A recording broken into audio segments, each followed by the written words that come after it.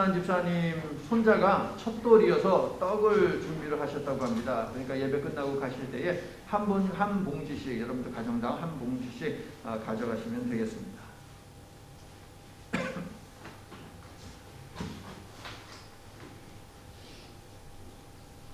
자, 오늘 우리에게 주신 하나님의 말씀은 요한복음 7장 53절부터 8장 11절 말씀인데요. 하얀색은 제가 읽고 노란색은 여러분이 읽겠습니다. 다 각각 집으로 돌아가고 아침에 다시 성전으로 들어오시니 백성이 다 나오는지라 앉으사 그들을 가르치시더니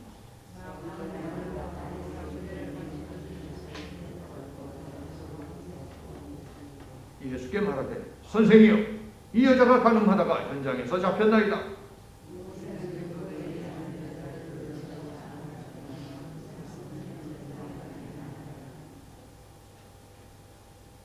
뭔가 이상하세요? 예. 그래요. 우리 자 6절을 같이 읽을게. 6절 같이 시작. 그들이 이렇게 말하면 고발할 조건을 얻고자 하여 예수를 시험함이로라. 예수께서 몸을 굽히사 손으로 땅에 쓰시니, 자 이제 하얀색 제가 읽을게요.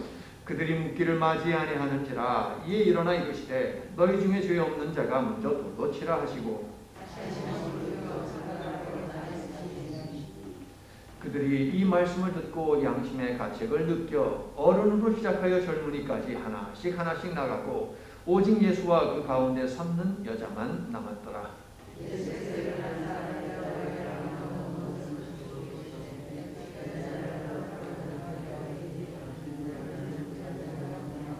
함께합니다. 대답하되 주여 없나이다. 예수께서 이르시되 나도 너를 정죄하지 아니하노니 가서 다시는 죄를 범하지 말라 하시니라. 혹시 보셨나요? 말씀을 읽을 때 여러분의 성경에 보면 시작할 때 53절 앞에 이렇게 괄호가 있고요. 마지막 11절 끝날 때 괄호를 또 이제 닫았습니다. 자, 여러분 진퇴양난이라고 하는 말을 아십니까? 진퇴양난. 야, 드디어 자유다 라고 하면서 신나게 이집트를 빠져나왔습니다.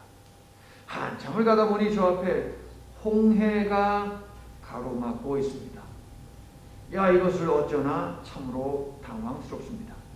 그러니 저 뒤에서 말발굽 소리, 전차가 달려오는 소리가 납니다.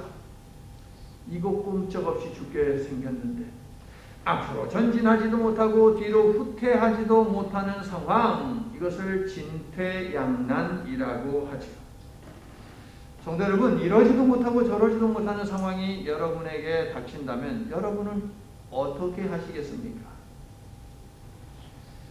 요한복음 서두에는 진퇴양난의 올무를 예수님께 뒤집어 씌우려는 음모가 있습니다. 초막절을 복음을 전하는 일에 사용하신 예수님께서는 이번 이들의 음모를 통해서도 복음을 전하시거든요. 예수님의 삶 기승전결이 복음인 것인데 진퇴양난의 상황이라 할지라도 아니 그러한 상황이면 더더욱 복음에 집중하라라고 하는 메시지가 되겠지요. 남편의 말을 듣자니 자식이 걸리고 자식의 말을 듣자니 남편이 걸립니까? 이 자식의 말을 듣자니 저 자식이 걸리고 저 자식의 말을 듣자니 욕하는 것 아니에요? 이 자식이 걸리고. 그럴 때 여러분은 어떻게 하시겠습니까? 그럴 때는 복음에 더욱 귀를 기울이시기를 바랍니다. 그리고 양쪽의 말이나 상황을 주목하는 데서 여러분의 시선을 옮겨 복음에 주목하는 그런 훈련을 하시기 바랍니다. 그래서 그것이 여러분의 거룩한 습관이 되게 하시기를 바랍니다.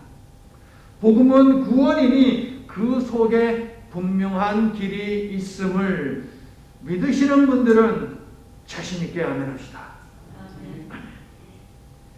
예수님의 사역을 못마땅하게 여긴 유대 종교 지도자들은 예수님을 죽이고자 했습니다. 38년 동안 병을 앓고 있던 남자를 예수님께서 안식일에 치료하셨다, 고치셨다라고 하는 것. 그 사건을 통해서 5장 18절에 보면 더욱 예수를 죽이고자 했다고 되어 있어요. 그런데 정확히 직역하면 죽일 만한 모든 일을 찾았다라는 의미예요. 그렇게 번역하는 것이 더 좋습니다. 그 사건 이후에 그들은 죽일 만한 어떤 일이 있지는 않은지 그것을 사사시 찾았다는 것이에요. 예수님은 초막절에 가르침을 주시면서 6개월 전 안식일에 38년 된 병자를 고친 이를 상기시키면서 할례에 대한 그들의 믿음을 비판하시지요. 7장 24절 여러분 한번 따라해 보세요. 외모로 판단하지 말고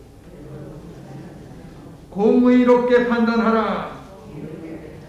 자, 이 말은 뭐예요? 너희는 불의한 자들이다. 너희들은 외식하는 자들이라 라고 하는 말이지요. 그래서 그들은 분노하며 30절 예수님을 체포하려고 했습니다. 그런데 체포할 수 없습니다. 이유는 호라라고 하는 단어를 들였죠. 아직은 때가 아니기 때문에.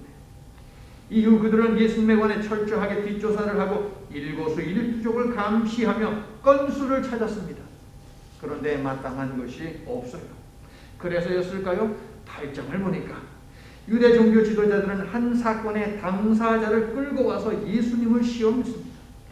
그들은 이번 일만큼은 예수님을 이러지도 저러지도 못하게 만들 확실한 올무가 될 것이라고 자신만만해 했습니다. 그런데 올무에 걸린 것은 예수님이 아니라 바로 그들입니다. 사실 그들이 예수님께 가지고 온 사건을 검토하면 그들이 조작한 것이 아닐까라고 하는 의심이 들어요. 이거 조작한 것 같은데. 요한이 11장 53절과 12장 10절에서 유대 종교 지도자들이 예수님을 죽이고자 모의했다라고 고발하는 내용을 보면 우리의 의심은 합리적인 의심입니다. 모의했다라고 하는 것은 무슨 뜻입니까? 분명한 목적과 의도를 가지고 계획을 세웠다는 것이죠. 예수님을 죽이기 위해서 모여서 회의를 하고 논의를 하고 계획을 세웠다. 그러므로 8장 가늠하다 현장에서 붙잡혔다는 그 여인을 끌고 온 것, 여기에는 어떤 조작이 분명 있었을 것 같습니다. 그렇습니다. 비록 오늘 보면 7장 53절부터 8장 11절에 있는 말씀이 음행 중에 붙잡힌 여인을 고소하는 이야기처럼 보이지만 6절이 밝히는 바와 같이 이 여인은 예수님을 죽이기 위한 미끼에 지나지 않습니다. 유대 종교 지도자들이 돌을 들어서 쳐 죽이고자 한 그 대상은 여인이 아니라 예수님이라고 해요. 8장의 맨 마지막 절, 8장이 어떻게 끝나나 보세요. 59절 이렇게 끝나죠. 그들이 돌을 들어 치려하거늘 예수께서 숨어 성전에서 나가시니라. 누구를 돌로 쳐 죽이려고 했어요? 예수님. 목적은 예수님께습니다. 유대 종교 지도자들에게 예수님은 제거해야 할 정적입니다.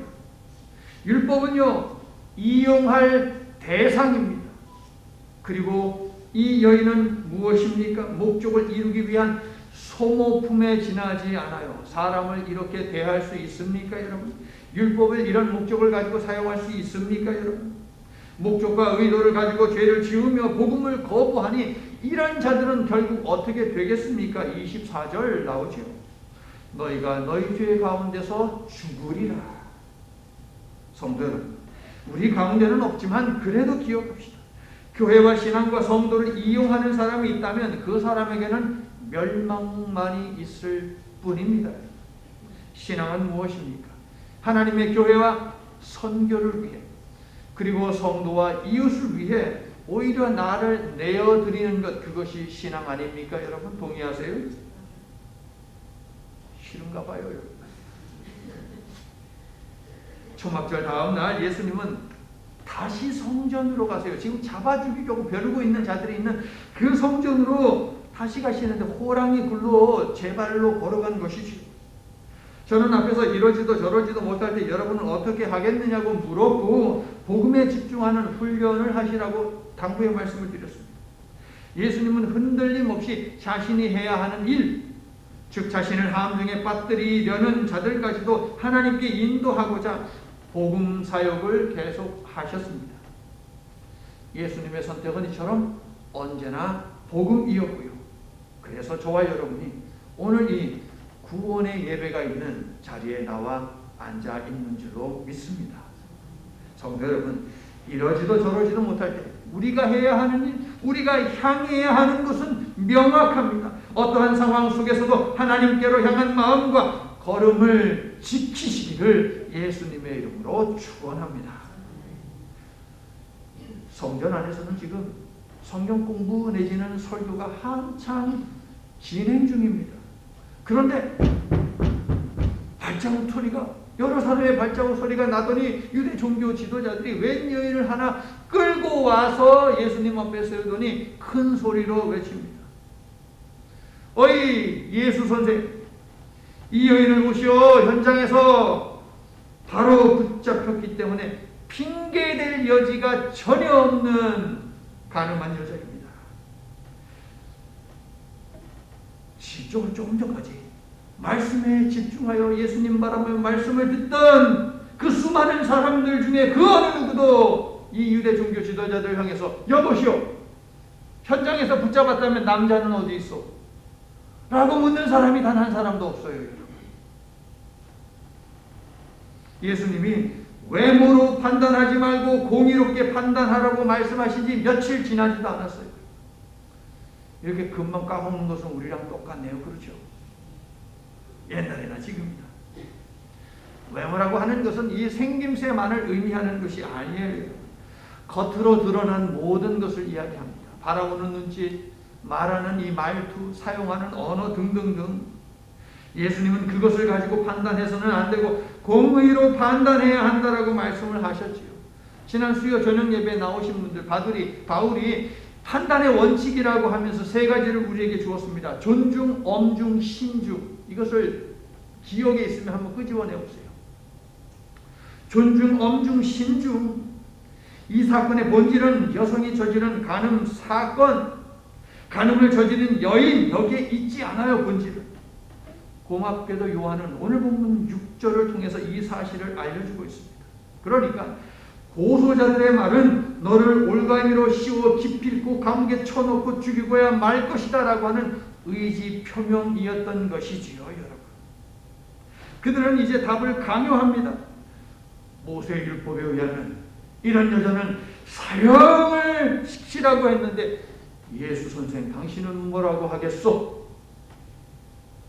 이 질문은 함정입니다. 여러분, 예수님이 만약에 돌로 쳐라 라고 하면 율법은 지키는 것이 되겠지만 당시 유대인들에게는 사람을 사형시킬 수 있는, 처형할 수 있는 권한이 없어요. 로마에게만 있습니다.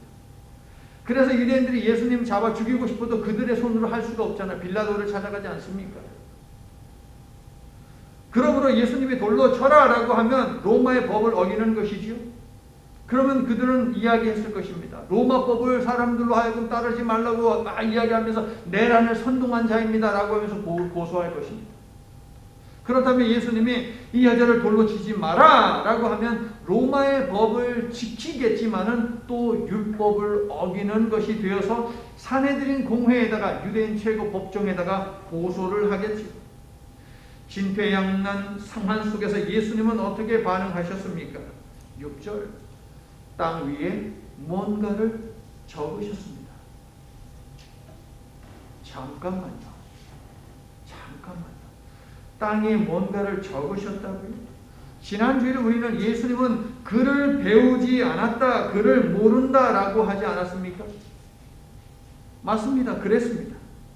지난주 본문 7장 15절 말씀을 보게 되면 예수께서 성전에서 가르치신 것을 본 유대인들이 놀라서 이 사람은 배우지 아니하였거든 어떻게 글을 아느냐 라고 말했습니다. 글에 해당하는 글이 있어. 그라마, 이 단어는 분명 글, A, B, C, D, 기역, 니은, 디귿, 리을, 가나다라, 마바사, 글을 의미합니다. 그러니까 그들은 예수님은 글을 알지 못하기 때문에 율법을 읽을 수 없을 것이고, 율법을 읽을 수 없으니 당연히 율법을 배울 수 없는데 어떻게 율법을 아느냐 하는 것이죠. 예수님은 글을 알았을까요? 글을 몰랐을까요? 오늘 본문 6절과 8절은요. 땅에 무언가를 쓰셨다라고 하니까 예수님이 글을 아셨다고 보아야 하겠지요. 자, 그렇다면 예수님에 대해서 철저하게 뒷조사를 한 유대 종교 지도자들이 말한 이제는 글을 알지 못하는데 라고 하는 이 말은 도대체 무슨 의미입니까? 2014년 5월에 나타냐후 이스라엘 총리하고 프란시스 교황하고 서로 만나서 대화를 나눈 적이 있습니다. 교황과 이스라엘 총리, 이스라엘 대통령이죠. 만나서 대화를 나눴는데 이스라엘 총리가 교황에게 이야기했습니다. 바로 이곳 이 땅에서 예수가 히브리어를 말했지요. 그러자 교황이 말을 가로채면서 아니요, 아람어요 라고 이렇게 반응을 했습니다. 그러니까 예수님 당시에 히브리어가 있었고 아람어가 있었다는 것을 알 수 있겠죠. 그런데 언어를 연구하는 학자들은 이 두 언어만 당시에 있었던 것이 아니라 당시 로마 그리스의 지배를 받고 그 다음에 로마의 지배를 받지 않습니까? 그 올드, 그러니까 ancient, 고대의 그리스어도 사용이 되었고 그 다음에 라틴어도 사용이 되었다라고 언어학자들은 이야기를 하고 있어요. 멜 깁슨이 만든 The Passion of the Christ, 그리스도의 순환이라고 하는 영화를 여러분 혹시 보셨습니까? 거기서 예수님이 하시는 말씀을 들어보면 영어가 아닌 다른 나라 말을 하거든요. 아람어입니다. 아람어로 예수님께서 말씀하신 것이 들립니다. 예수님은 당시 대부분의 유대인들이 그랬듯이 아람어로 말씀을 하셨던 것으로 보여요. 자, 이제 우리는 공부가 좀 필요합니다. 공부를 좀 해보자고요. 이 시대의 언어에 대해서. 아람어. 예수님 당시에 사람들이 사용한 그 아람어는 아시리아, 바벨론, 그리고 페르시아가 사용했던 언어입니다. 그런데 아람어하고 히브리어는 형제어라고 불릴 만큼 서로 많이 닮아 있어요. 알파벳도 많이 비슷하고요. 그런데 남의 나라의 지배를 받다 보니까 그 나라의 언어를 사용하게 되겠지요. 특별히 페르시아의 고레스 왕이 누구입니까? 바벨론의 포로로 살고 있는 이 사람들을 자유하게 하고 자신의 고향으로 돌아갈 수 있도록, 예루살렘으로 돌아갈 수 있도록, 거기에서 예루살렘 성전을 수리할 수 있도록 그렇게 보내준 사람 아닙니까? 페르시아의 고레스 왕이 아람어를 세계 국제 언어로 만들어 버렸습니다. 그러니까 이스라엘 백성들도 당연히 아람어를 사용을 하겠죠. 전에는 아람어로 말을 했는데 고레스 왕이 그렇게 선포를 하자 이제 아람어로 성경을 쓰기도 합니다. 에스라서하고 다니엘서를 보면 거기에 많이 있어요. 아람어로 되어 있는 것이. 그러더니 시간이 좀 흐르니까 어떤 일이 일어납니까? 아예 아람어로 구약 성경 전체를 갖다가 번역을 해버리는 그런 일도 하게 됩니다. 이스라엘 백성들은 무슨 어를 사용을 하게 될까요? 당연히 아람어를 쓰고 말하는, 그런데 익숙해지고 그 다음에 히브리어는 점점 이들의 머릿속에서 없어지는 언어가 되는 것이죠. 히브리어는 오직 구약 성경을 연구하고 구약을 지키는 학자들, 랍비들의 언어로만 그렇게 전락이 되고 옵니다. 일반 평민들은 히브리어를 모르게 되는 것이죠. 그런데 여러분, 영원한 나라가 없잖아요. 페르시아 제국도 멸망을 하게 됩니다. 알렉산더의 그리스에 의해서 이 페르시아도 무너지고요. 이후에 이제 로마가 권력을 잡지 않습니까? 자, 그때부터는 아람어를 없애고요. 국제 언어로 그리스어, 지금 현재 그리스어가 아닙니다, 여러분. 옛날 그 올드한 그 그리스어를 사용을 하게 됩니다. 자, 그러면 이스라엘 백성들, 그리스 로마의 지배를 받으니까 그들의 언어, 아람어를 버리고 이제는 그리스어를 배워야 하겠네요. 그런데 로마는 반대한 그런 정책을 폈습니다. 그래서 굳이 막 강요하고 억압하고 그러지는 않았습니다. 아람어하고 히브리어는 비슷해서 쉽게 히브리어를 내려놓았지만 그리스어하고 그 다음에 아람어는 완전히 달라요. 영어하고 한국말이 다르듯이 그렇게 달라요. ABCD 우리는 기억, 니은 완전히 다르잖아요. 그 다음에 문법 구조 자체도 다르지 않습니까? 그래서 이스라엘 사람들은 그리스어를 선택하지 않고 계속해서 아람어를 사용을 하게 된 것입니다. 그래서 예수님 시대에 아람어를 이야기하게 되었고 예수님의 제자들의 이름을 보더라도 그리스어 이름이 사실은 많이 있습니다. 왜냐하면 그 시대에 비즈니스를 하면서 먹고 살아야 되니까. 우리가 비록 미국에서 살면서 영어를 못하더라도 비즈니스를 하게 되면 어쩔 수 없이 영어를 해야 하는 것과 마찬가지로 보시면 되겠습니다. 자, 이러한 연유로 예수님을 비롯한 당시 유대인들은 대체로 아람어를 사용한 것으로 보입니다. 유대 종교 지도자들이 예수님을 향해 그를 모르는 자라고 한 것은 히브리어를 모르는 자라고 그렇게 말한 것이죠. 그렇다면 예수님은 히브리어를 몰랐을까요? 히브리어를 모르고 아람어만 아셨을까요? 누가복음 4장이 우리들에게 답을 줍니다. 16절부터 20절에 그 답이 있는데요. 예수님 자라신 고향은 나사렛 아닙니까? 나사렛에 있는 회당에 예수님께서 가셨습니다.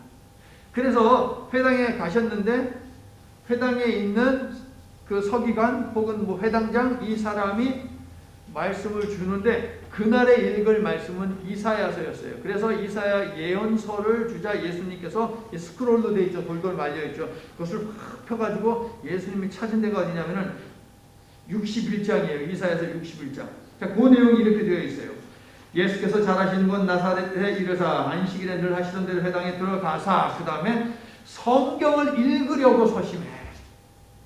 예수님이 성경을 읽으려고 서셨다는 것이 이사야서 61장 1절과 2절을 펴서 읽으셨습니다. 그리고 누가복음 4장 20절을 보니까 다 읽은 다음에 책을 덮어 그 맡은 자에게 주시고 앉으셨다. 그 다음에 설교를 이제 하시는 것이죠. 성전에서는 히브리 성경을 읽었을 테니 예수님은 히브리어도 알고 계십니다.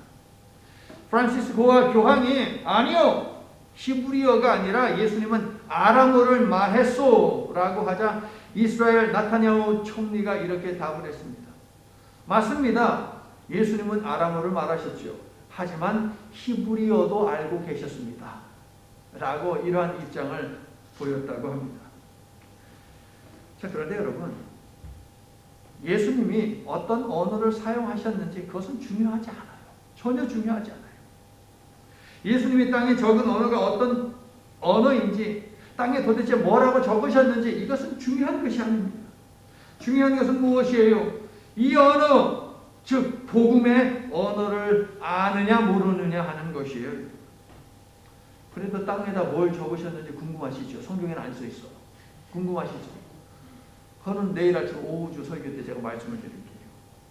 예수님이 땅에 무언가를 적자 유대 종교 지도자들은 예수님을 재촉하고 답을 강요하며 묻습니다. 죽여야 마땅하죠? 이어서 예수님께서 답을 하시는데요. 마치 욥과 그의 3명의 친구들이 막 그냥 옥신각신하며 논쟁을 끊임없이 하자 더 이상 참지 못하고 개입하시면서 하나님이 이렇게 고통을 주시죠. 트집 잡는 자가 전능자와 다투겠느냐? 예수님이 이처럼 버럭 소리를 치면서 앉은 자리에서 일어나셨을 것입니다. 그리고 이렇게 말씀합니다. 너희 중에 죄 없는 자가 먼저 돌로 치라. 여기서 죄라고 하는 것은 겉으로 보이는 죄만을 의미하지 않습니다. 죄 없는 자란 내면적인 차원에서 죄 없는 자를 의미하기도 하죠. 즉 마음으로 짓는 모든 죄에서 자유로운 자라면 돌을 들어서 여인을 치라. 칠 수 있는 사람이 있을까요? 예수님은 다시 허리를 굽혀서 뭐라고 적으셨어요? 왜? 그렇게 말씀하셨는데도 불구하고 계속해서 죽여야죠! 죽여야죠! 죽여야죠! 라고 계속 뭐라고 치니까 뭐라고 쓰셨어요? 9절은요. 9절 말씀. 그것을 들은 모든 무리들이 꽁무니를 뺐다고 합니다. 예수님이 땅에다 지금 뭐 하셨어요? 적기만 하셨어요. 아무 말씀 안 하셨어요. 적으셨어요. 그런데 사람들이 들었대요. 여러분 무슨 소리입니까? 땅에 적은 것을 보았을 때에 그들의 양심이 들었다는 거예요. 그들의 양심. 다시 말씀드립니다. 예수님이 땅에 뭐라고 쓰셨는지 그 언어나 내용이 중요하지 않습니다. 땅에 적은 것들을 통해서 예수님은 하나님 앞에 드러난 여인의 죄를 용서하고 죽음으로부터 여인을 구원하셨다는 것이 핵심이죠. 성도 여러분, 복음이라고 하는 것은 용서하고 구원하는 하나님의 은혜가 나에게 임했다는 굿뉴스, 좋은 소식 아닙니까? 예수님은 바로 이 복음, 즉 죄의 권세로부터 우리를 해방하고 부활과 영생을 주시는 하나님의 은혜의 소식을 주시려고 이 땅에 오신 분이시죠. 믿으시면 아멘합시다.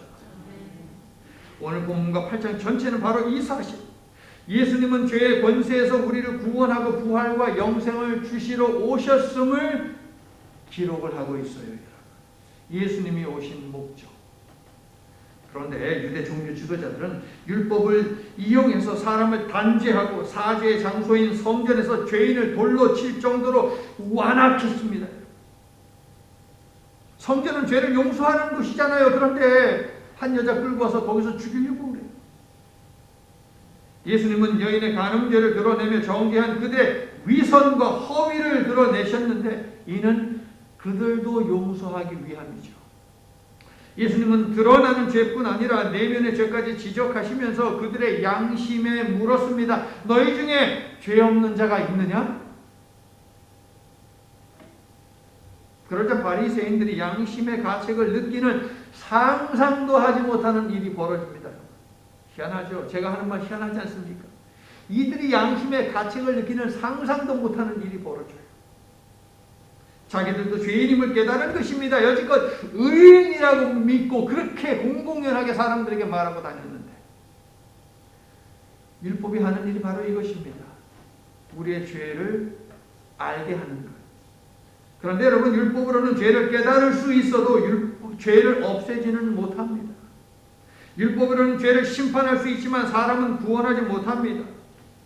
유대 종교 지도자들도 여인처럼 예수님 앞에 서 있습니다. 똑같아요. 여인도 유대 종교 지도자들 예수님 앞에 서 있습니다. 이제 다음 단계가 중요해요. 그러나 그들은 예수님 앞에 계속 남아있던 여인과는 다르게 자리를 지키지 않고 등을 돌리고 예수님을 떠났습니다. 죄의 권세로부터 자유하고 부활과 영생을 얻을 수 있는 길을 포기하고 그 기회를 스스로 던져버린 것이죠. 이러지도 저러지도 못하는 상황 속에서도 예수님은 죄를 용서하고 죄의 삭신 사망으로부터 생명을 구원하는 복음의 사역을 하셨습니다. 사람들의 지지를 받을 때도 반대를 당할 때도 예수님은 오직 복음에만 집중을 하고 계십니다. 성도 여러분, 예수님 앞에 나올 때에 죄를 저지른 인간은 하나님의 용서와 구원이라는 은혜를 받을 수 있음을 믿으십니까? 이러지도 저러지도 못하는 상황에 처할 때 살리시는 하나님의 은혜와 예수님의 사랑을 그러므로 기억할 수 있기를 바랍니다. 그 안에 생명이 있고 그 안에 구원이 있습니다. 믿는 분들은 자신 있게 아멘합시다. 아멘. 군중 속에 있는 여인, 금방이라도 돌에 맞아 죽을 지경입니다. 그런데 예수님 앞에 서 있는 여인, 용서받고 구원받습니다. 성도 여러분, 여인처럼 예수님 앞에 있을 때에 용서함 받을 수 있다는 것이에요. 군중 속에서 머리를 숙이고 있던 여인은 군중들이 떠난 후 자신에게 말을 걸어주시는 예수님을 바라보고 있습니다. 너를 정죄한 자가 없느냐? 주여 없나이다. 나도 너를 정죄하지 않겠다. 예수님은요, 정죄하는 자들이 떠났다. 죄가 지배하는 시스템이 떠났다. 나는 너를 정죄하지 않겠다고 하십니다.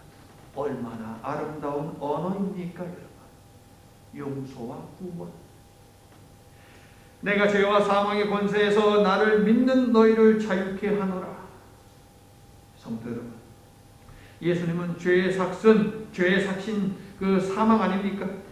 그 사망 시스템에 갇힌 우리를 죄책감의 감옥에서 자유케 하시려고 이 땅에 오셨고, 죄의 멍에를 다시 매지 않게 하기 위해서 성령님을 보내주셨습니다.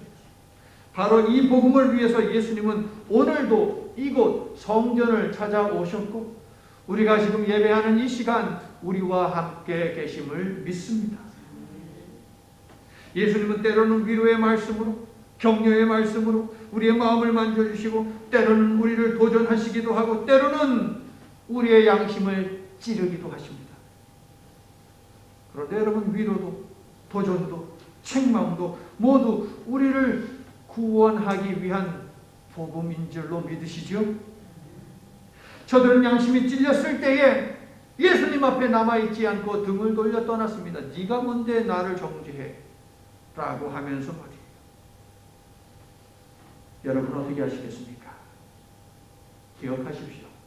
자신의 죄가 예수 그리스도 앞에서 드러났을 때 여전히 자리를 지킨 여인만이 용서받고 구원받았습니다. 사랑하는 성도 여러분, 이제 우리 스스로에게 물어볼 시간입니다. 이러지도 저러지도 못할 때 여러분은 어떤 선택을 하시겠습니까?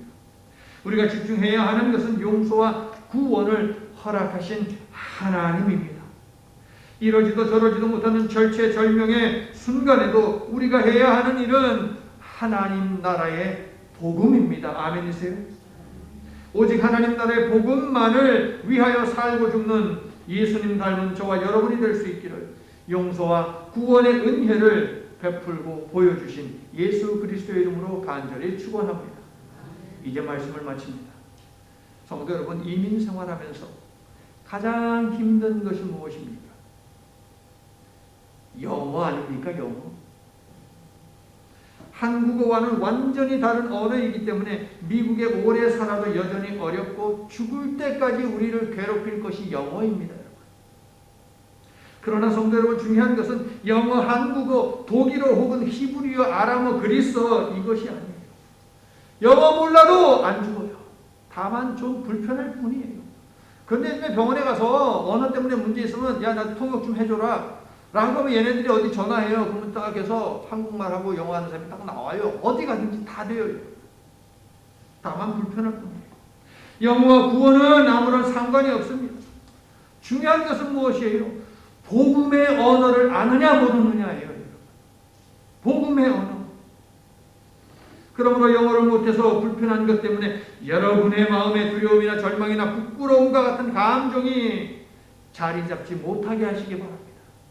그러한 가라지가 자라게 해서는 안 돼요. 부끄러워하고 절망하고 두려워해야 하는 자들은 유대 종교 지도자들과 같은 자들이에요. 복음의 언어를 모르는 자들이 부끄러워해야 하는 것이에요. 한국어 외에 다른 언어를 모르더라도 한국어를 점점 잊어먹고 있다 하더라도 다만 이 언어만큼은 결코 잃어버리지 마시기를 바랍니다. 예수 구원. 이 복음만이 여러분을 살릴 수 있습니다. 이 복음만이 여러분의 가정을 구원할 수 있는 줄 믿습니다. 다 함께 큰 소리로 한번 따라해 봅시다. 예수 구원. 하나님, 영어가 우리를 불편하게 하듯이 때로는 복음이 우리를 불편하게도 합니다. 우리의 부끄러운 부분을 드러내어 회개하라고 하고 양보하라고 하고 이해하라고 하고 용서하라고 하고 하나님 아버지, 그 길이 살 길이니 주께서 주신 복음 앞에 나를 쳐서 복종시키게 하시며 복음을 떠나는 어리석음을 결코 범하지 않도록 도와주시옵소서. 비록 나이가 들면서 인지 능력이 떨어져 언어를 조금씩 상실한다 하더라도 예수 구원이라는 복음의 언어만큼은 결코 잊지 않도록 은혜 베풀어 주시옵소서. 유일한 구원의 길을 되시는 예수 그리스도의 이름으로 기도드립니다. 아멘.